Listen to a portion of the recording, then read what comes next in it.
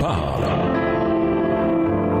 Chaque jour, Charles et Carole vous présentent la leçon de l'école du sabbat.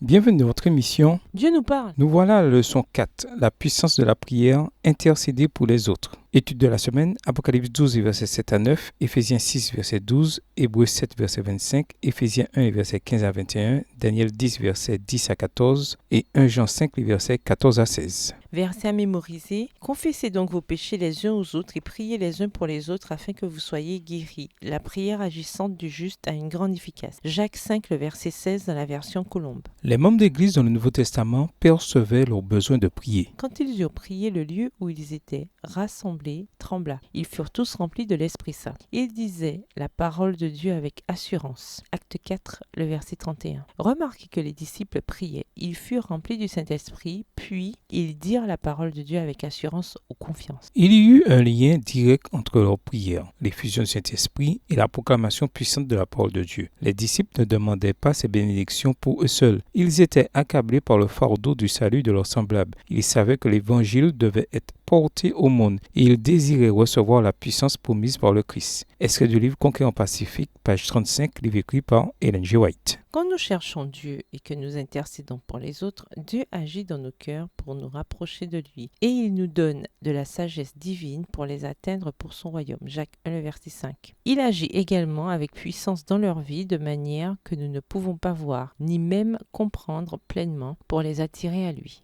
1 Jean 5, les versets 14 à 17. Au revoir. Et à demain si Dieu veut.